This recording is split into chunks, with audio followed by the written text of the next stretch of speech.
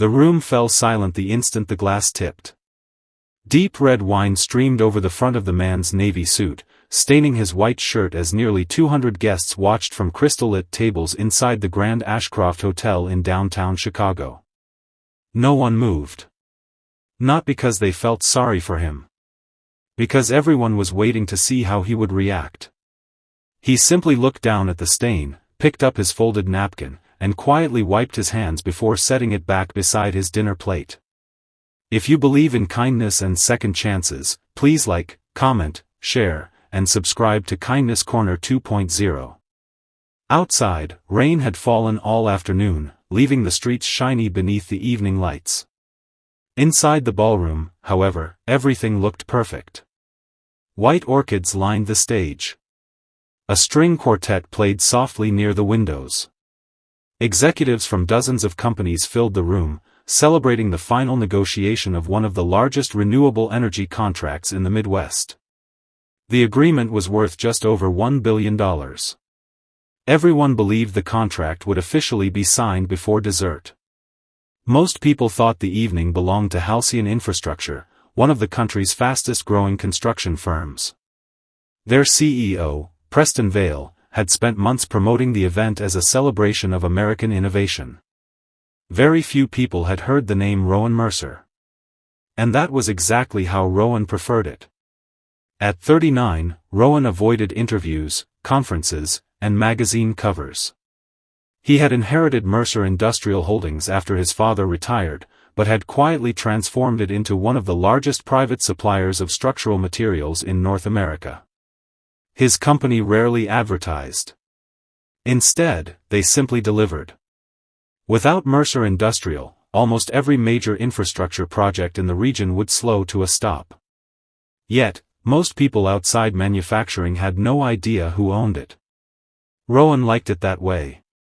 That evening, he wasn't wearing an expensive designer suit or arriving with security.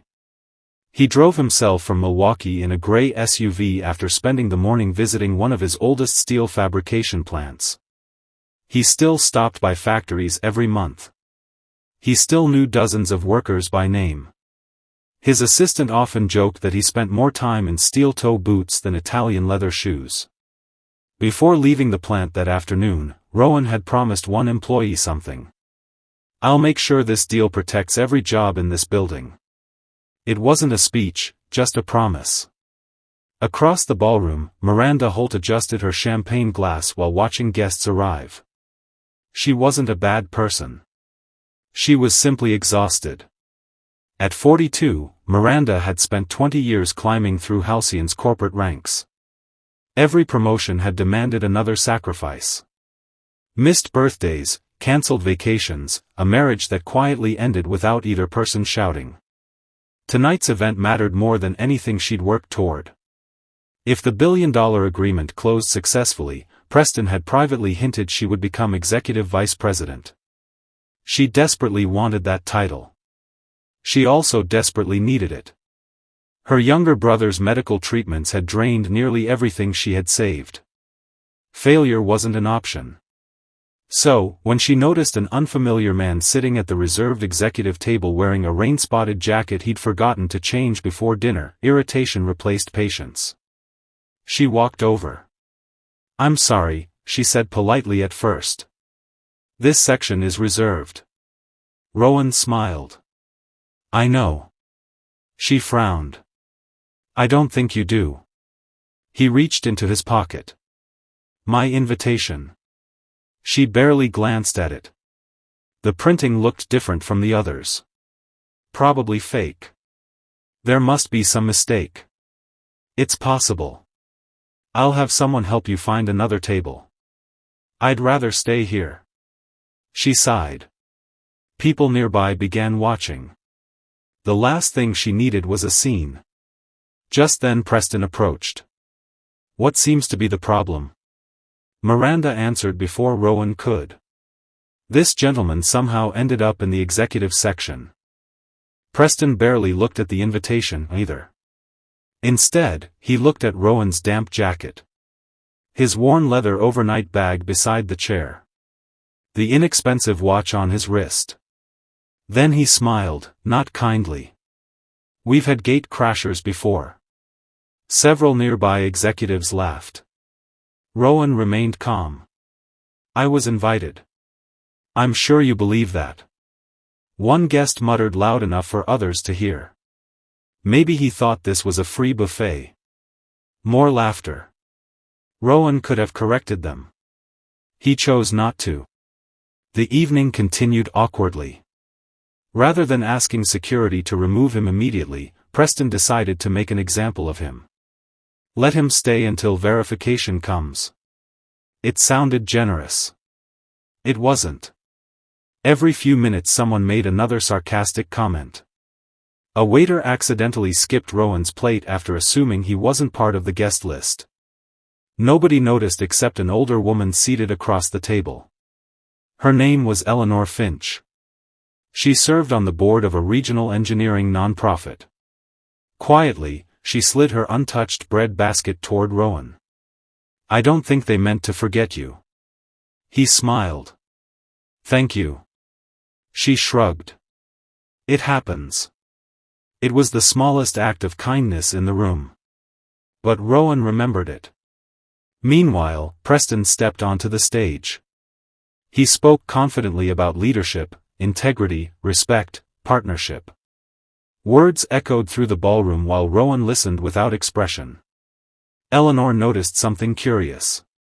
Whenever Preston exaggerated his accomplishments, Rowan quietly wrote notes inside a small black notebook. Not angry notes. Business notes. Specific names. Specific promises. Specific claims. Almost as if he were reviewing a proposal. Dinner finally arrived. Wine glasses were refilled. Photographers moved between tables preparing for the ceremonial signing. Miranda relaxed.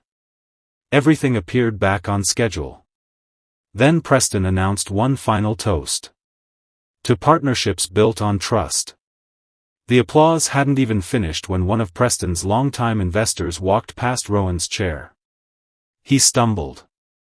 Or at least that's what he later claimed. His elbow struck the wine glass.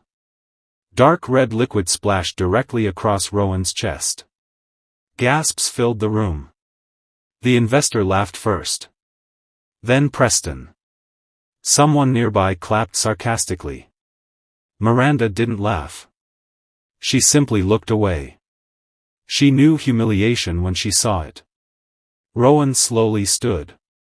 Wine dripped onto the polished floor. One photographer instinctively raised his camera. Another lowered his. Even they weren't sure whether the moment should become tomorrow's headline. Rowan calmly removed the stained dinner napkin from his lap. He placed it beside the plate. Then he looked at Preston. I think we're finished. Preston smirked. I agree. Rowan nodded once. Good. He picked up his overnight bag. No shouting. No threats. No dramatic speech. He simply walked toward the ballroom exit. Behind him, conversations immediately restarted. People assumed the awkward interruption had ended. None of them noticed that Eleanor Finch quietly watched Rowan leave with a troubled expression. She had a feeling the evening wasn't over. And neither was the deal. Rowan reached the hotel lobby just as the rain outside began to ease. The doorman hurried toward him with an umbrella, but Rowan waved politely. I'm fine. He stood beneath the covered entrance for a moment, looking across the wet streets. His phone buzzed almost immediately. It was his executive assistant, Tessa. Everything ready? She asked. Rowan looked back through the ballroom windows. Yes. Should I bring everyone in?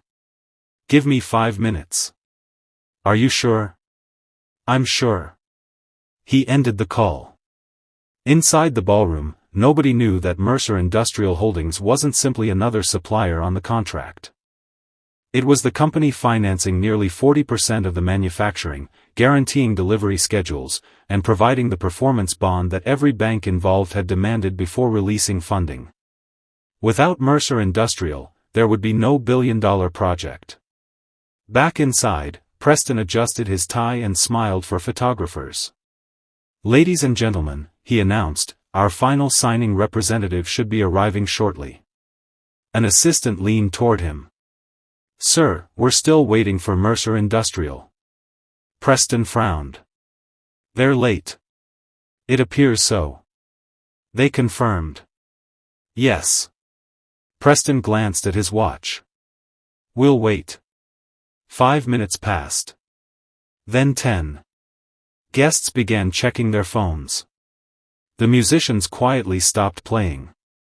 The catering staff delayed dessert for a second time. Miranda walked over carrying a folder. "We've called every number." No answer. Only voicemail. Preston forced another smile. "They're probably stuck in traffic." Outside, the rain had already stopped. Meanwhile, Rowan sat quietly inside his SUV across the street. He wasn't angry. Mostly disappointed. His father had spent 45 years building Mercer Industrial on one simple belief. Character was always more valuable than confidence. That lesson had shaped every business decision Rowan ever made. He wasn't about to ignore it now. Tessa climbed into the passenger seat carrying a leather briefcase. "So?" Rowan looked toward the ballroom. "They've shown us exactly how they treat people they think have no value." She nodded. "I assumed as much after your text." Rowan opened the folder. Inside sat 2 contracts. One with Halcyon Infrastructure. Another with a smaller competitor named Northbridge Civil Partners. Northbridge had finished second during negotiations. They weren't flashy. Their executives still visited construction sites. Their owner still answered customer emails himself. Rowan had met him twice. Both meetings had ended with the same sentence. "If we ever work together, we'll build something we're proud of." Rowan appreciated people who spoke that way. He signed the second contract. Tessa smiled slightly. "I'll notify legal. And call Northbridge. They're going to think this is a joke. Tell them it isn't." Back inside the ballroom, anxiety slowly replaced celebration. The chairman of First National Development Bank approached Preston. "We're now 25 minutes behind schedule. We'll begin shortly. The funding committee is asking questions. They'll have answers." Miranda watched Preston's confidence begin to crack for the first time all evening. Another assistant hurried across the room holding a tablet. "Sir." "What now?" "I found something." "What?" "The guest we asked to leave." "We didn't ask him to leave." Miranda looked away. They all knew they had. The assistant swallowed. His invitation wasn't fake. Preston rolled his eyes. "So, whose was it?" The assistant turned the screen around. At the top appeared Mercer Industrial Holdings. Below it, Rowan Mercer, owner and chief executive officer. Silence. Complete silence. Miranda felt her stomach tighten. "No." The assistant nodded. "Yes." Someone whispered. "That's him." Another executive stared toward the ballroom doors. "The man with the wine." Nobody finished the sentence. They didn't need to. Preston grabbed his phone. "Call him." "We already have." No answer. He declined. Again. He declined again. Miranda quietly closed her eyes. For 20 years, she had studied negotiations. One lesson echoed in her mind. People rarely remembered the numbers. They always remembered how you made them feel. Nearly 40 minutes later, the ballroom doors opened again. Conversation stopped. Rowan walked back inside. His jacket had been changed. The wine stains were gone. He carried no expression of victory. Only professionalism. Behind him entered 6 members of Mercer Industrial's executive team. Several guests immediately stood. Not because anyone instructed them. Because now they understood who had just walked into the room. Preston hurried forward. "Mr. Mercer." Rowan shook his head gently. "Rowan is fine. I owe you an apology." "You do." "It was a misunderstanding." "It wasn't." Preston hesitated. Rowan continued calmly. "You understood exactly what you believed I was." No one argued. Because no one could. Miranda stepped forward next. "I'm sorry." Unlike Preston, she didn't try to defend herself. "I judged you before speaking with you." Rowan looked at her for several quiet seconds. "I appreciate your honesty." She nodded once. "I don't expect forgiveness. That's not really the issue." "What is?" "The issue is culture." He looked around the ballroom. A billion-dollar partnership isn't built on presentations. He glanced toward the stage. It's built on how people are treated when nobody thinks they matter. No microphones amplified his voice. Yet every person in the room heard every word. Eleanor Finch quietly smiled. She had suspected something unusual about Rowan from the beginning. Not because he looked wealthy. Because truly confident people rarely needed everyone else to know it. The chairman of the bank approached carefully. "Mr. Mercer, are we proceeding with the signing?" Rowan reached into his briefcase. Everyone assumed he was removing the contract. Instead, he removed a different folder. Blue instead of black. "Our company has made a different decision." Several executives exchanged nervous glances. Rowan continued. "This afternoon Mercer Industrial signed with Northbridge Civil Partners." The room became impossibly still. The financing, manufacturing guarantees, logistic support, and performance bond have all been transferred. Someone near the back whispered, "The deal's gone." Rowan nodded politely. "It is." No celebration. No revenge. Just a business decision. Preston looked genuinely defeated. "You've cost us everything." Rowan answered quietly. "No. You did. You lost it before I arrived." Those words lingered longer than any speech could have. As guests slowly gathered their belongings, Rowan walked toward the exit once more. Then he stopped beside Eleanor. "Thank you." She looked surprised. "For what?" "You shared your bread basket." She laughed softly. "It was only bread." "It wasn't." He reached into his jacket pocket and handed her a small envelope. Inside was a handwritten note. "Mercer Industrial is donating $2 million to your engineering scholarship foundation in memory of my father." At the bottom, Rowan had written one sentence. "Because kindness deserves investment, too." Eleanor folded the note carefully. "This will change hundreds of lives." "I hope so." Before leaving, Rowan walked over to Miranda one final time. "I meant what I said." She looked down. "I know. You made a mistake." "I did. What matters now is what you choose to become after tonight." She nodded quietly. Months later, after leaving Halcyon, Miranda accepted a leadership role at a nonprofit that trained young women for careers in engineering and construction management.